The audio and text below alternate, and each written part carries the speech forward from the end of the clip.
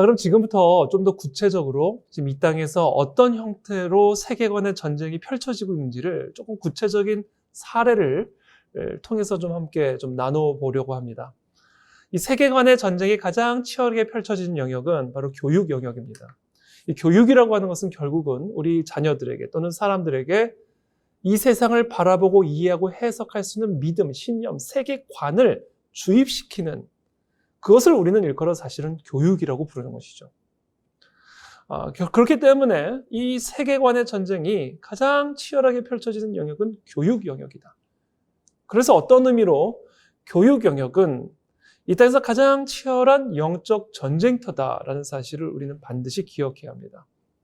사탄이 가장 포기할 수 없는 영역이 교육 영역이다라는 사실을 이 땅의 그리스도인들은 반드시 기억해야만 합니다. 저는 오늘 좀 특별히 이 땅에서 펼쳐지는 세계관의 전쟁, 이 교육 영역에서 어떤 형태로 우리 자녀들에게 이와 같은 거짓된 세계관이 이와 같은 정말 이 하나님의 진리를 정말 허무는 이런 잘못된 신앙이 주입되고 있는지에 대해서 아주 단편적인 한 예를 좀 들어서 여러분들에게 좀 설명을 드리고자 합니다. 그래서 우리 아이들이 정말 고등학교에서 배우는 윤리 교과서의 내용입니다. 자, 이 윤리 교과서의 내용에서 차별을 이렇게 정의를 내리고 있습니다. 우리는 서로 다른 생각과 모습을 가지고 살아간다. 자, 이거 참인가요? 거짓인가요? 참이죠. 우리는 서로 다 다른 생각과 모습을 가지고 살아갑니다. 따라서 저마다 다른 사람 사이에서 나타나는 차이는 당연하다. 자, 이것도 참입니다. 사람들마다 다 생각이 다르고 모습이 다르기 때문에 그 다름에서 나오는 차이가 있습니다. 그런데 아무런 해도 끼치지 않는 어떤 개인의 차이에 다수의 힘이나 권력의 힘을 빌려 옳고 그름과 좋고 나쁨의 기준을 무리하게 들이대면 그것은 차별로 변하고 만다. 자, 이건 아주 정확한 차별의 정의입니다. 사람들마다 생각이 다르고 모습이 다르기 때문에 그와 같은 다름에서 오는 차이가 있습니다. 그러므로 그 다름에서 오는 차이에 대하여 절대적인 선과 악의 기준을 들이대며 옳고 그름을 따지게 되면 그것은 차별이 되는 것이죠. 예를 들어 당신은 비윤리적이야. 왜? 흑인이잖아. 당신은 무능해. 왜? 여자잖아. 자, 이와 같은 판단은 인종 또는 성별이라고 하는 다름에서 오는 차이에 대하여 어떤 절대적인 선과 악의 기준을 들이대고 있기 때문에 그것은 차별이 되는 거예요. 물론 흑인이 악할 수 있죠. 그러나 흑인이라고 악한 건 아니에요. 남성이든 여성이든 무능한 사람이 있을 수 있죠. 그러나 그 사람이 어떤 특정한 성을 가지고 있기 때문에 무능하거나 유능한 것은 아닙니다. 자, 이처럼 다름에서 오는 차이에 대하여 절대적인 선, 악의 기준을 들이대며 그 기준을 가지고 기계적으로 무조건적으로 선과 악을 판단하는 것은 그것은 차별이다. 자, 이 올바른 차별의 정의를 지금 이 교과서는 이제 동성애나 성전환자 등에 적용을 하면서 이렇게 이야기를 합니다. 동성애자나 성전환자 등에 대한 편견과 차별은 사회 전반에 깊이 퍼져 있다. 그러나 다수와 다른 성적 성향을 가졌다고 해서, 자, 이게 아주 중요한 단어입니다. 다수와 다른 성적 성향을 가졌다고 해서 성적 소수자를 차별하는 것은 자유롭고 평등한 인격의 주체로서 모든 사람이 지니고 있는 인권을 침해하는 부당한 처사이다. 얼핏 들으면 상당히 맞는 말처럼 들리고요. 매우 따뜻한 말처럼 들리지만, 자, 이 말 안에는요, 전형적인 가나안적 세계관, 아까 보여드린 헌법재판소의 논거와 같이 오늘날 이 가나안 땅을 다스리고 있고 이 땅에 살아가는 가나안 사람들이 믿고 따르는 그 신념이 고스란히 녹여져 있어요. 그것을 우리가 분별할 수 있는 아주 중요한 키워드가 다른이라는 단어입니다. 다른. 여러분, 제가 한번 질문하겠습니다. 동성애나 성전환이 단순히 다름의 문제입니까? 아니면 윤리적으로 옳고 그름의 문제입니까? 동성애나 성전환 등이 윤리적으로 판단해야 할 옳고 그름의 문제, 옳고 틀림의 문제입니까? 아니면 그것은 인종, 성별과 같은 그저 다름의 문제입니까? 짜장면 좋아하는 사람이 있고 짬뽕 좋아하는 사람이 있듯이, 오른손잡이가 있고 왼손잡이 있듯이, 남성이 있고 여성이 있듯이 동성애나 성전환도 그와 같은 취향의 문제요, 성향의 문제요, 다름의 문제입니까? 아니면 절대적인 선과 악, 옳고 그름의 기준을 따라 분별해야 할 윤리 판단적인 문제입니까? 참고로 제가 지금 이 질문은 여러분들의 개인적인 의견을 묻는 게 아니에요. 여러분들의 개인적 의견은 중요하지가 않습니다. 지금 여러분들에게 제가 이 질문을 드렸을 때에는 제가 무엇을 여쭤본 것이냐면 하나님의 진리의 토대를 두고 동성애나 성전환은 단순한 다름의 문제인가? 아니면 옳고 그름의 문제인가? 틀림의 문제인가? 그것을 우리가 판단해야 된다는 것이죠. 내 생각이 중요한 게 아니라, 내 느낌이 중요한 게 아니라. 그게 성경적 세계관입니다. 하나님의 성경적 진리에 따라 동성애나 성전환은 단순한 다름의 문제가 아니라 틀림의 문제입니다.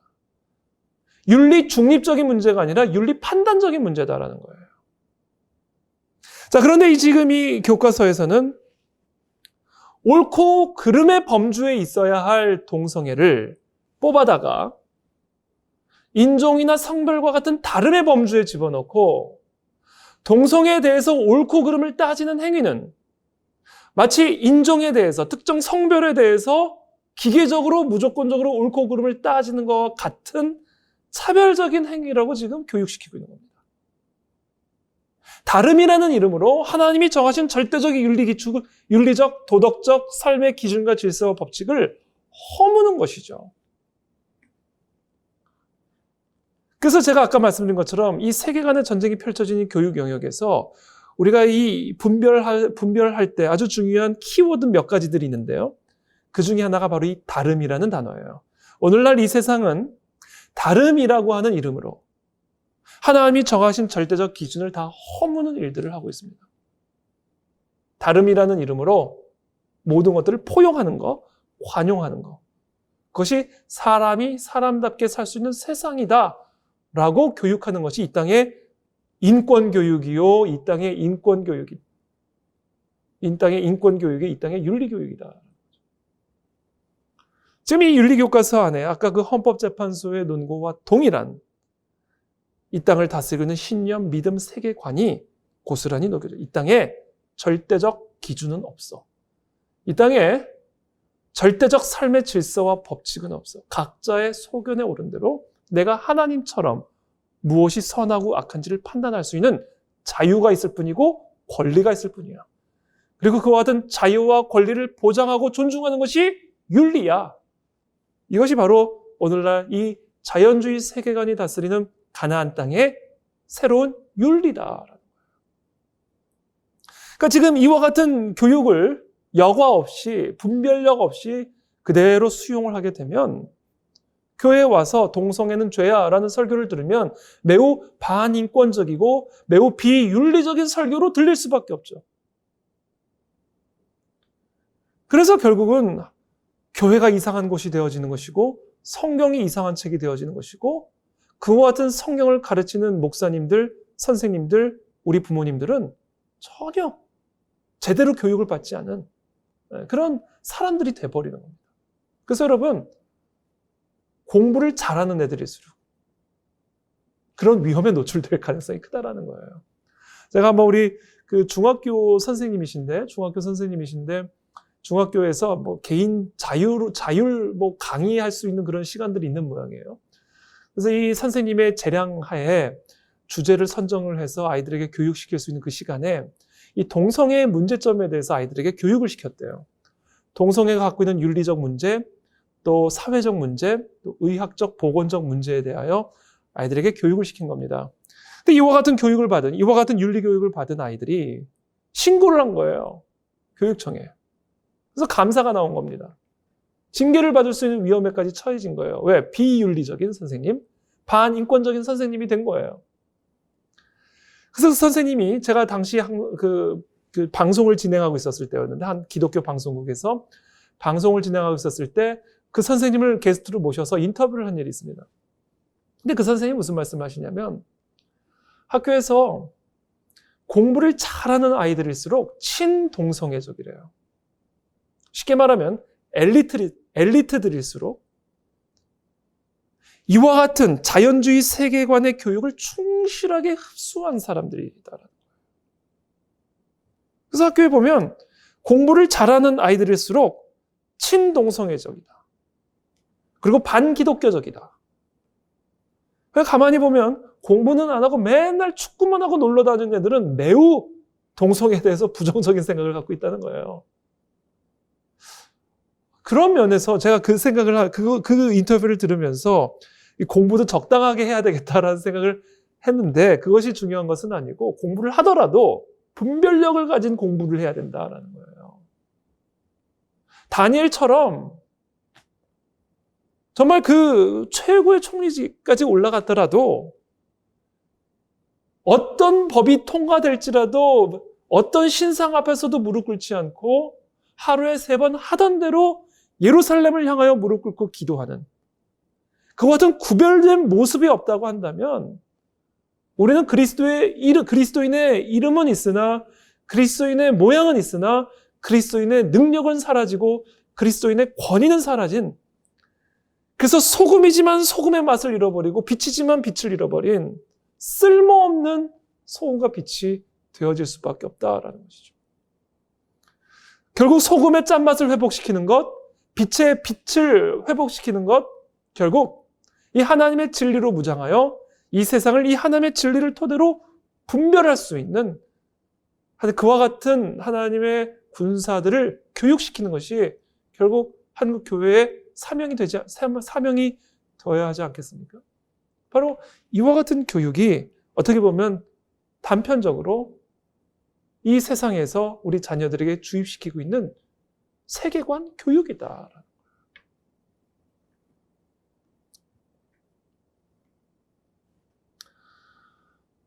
자, 이와 같은 윤리 교육이 이제는 학생 인권 조례안에 그대로 담겨집니다. 학생은 성별, 종교, 나이, 사회적 신분, 출신 지역, 출신 국가, 출신 민족, 언어 장애, 용모 등 신체 조건을 가지고 차별받지 않을 권리를 가진다. 자, 여기서 말하는 성별, 종교, 나이, 사회적 신분, 출신 지역, 이런 걸 가지고 여러분 옳고 그름을 따지면 되겠습니까? 이걸 가지고 윤리적으로 판단하고 차별을 하면 되겠습니까? 아니죠. 저와 같은 사항들은 다 다름의 문제예요. 다름에서 오는 차이라고요. 반면에 임신, 출산, 성적 지향, 성별 정체성은 성별, 종교, 나이, 사회적 신분과는 달리 윤리 판단적인 문제가 돼야죠. 지금 저 학생 인권 조례에 따르면 우리 중학생, 학생이 임신하는 거, 그 윤리적 문제가 아니라는 거예요. 우리 고등학생 여자아이가 임신하고 출산하는 거, 그 윤리적 문제가 아니라 권리의 문제라는 겁니다, 지금. 성적 지향, 성별 정체성, 우리 학생들이 동성애하고 성전환하는 거, 이런 모든 것이 윤리의 문제가 아니라 옳고 그름으로 판단받아야 할 문제가 아니라 권리의 문제다, 자유의 문제다라는 거예요. 그러니까 저희 이야기는 결국 무엇을 의미하는가? 우리 학교 안에 남학생이 있을 수 있고 여학생이 있을 수 있는 것처럼 성전환자 학생도 있을 수 있다. 그것은 다름의 문제이지 옳고 그름의 문제가 아니다. 우리 학교 안에 임신한 학생이 있을 수도 있고 임신하지 않은 학생이 있을 수도 있는 것이지 학생이 임신하는 것이 윤리적인 문제가 아니다. 그것은 권리의 문제다라고 지금 사실은 교육하고 있는 거예요. 저게 학생 인권 조례입니다. 여러분, 권리의 개념이라고 하는 것은요, 윤리의 개념에 토대를 두고 있는 거예요.